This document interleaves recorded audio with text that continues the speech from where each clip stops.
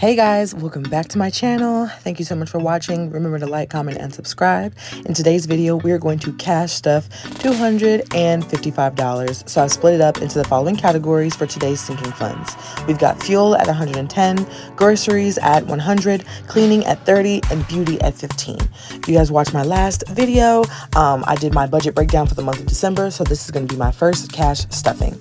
So I've got my 5s and 20s. I'm going to count these out and then I'm going to go ahead and cash stuff them. So I've got 5, 10, 15, 20, 25, 30, 35, 40, 45, 55, and then 20, 40, 60, 81, 20, 40, 60, 81, 20, 40, 60, 80, and 2.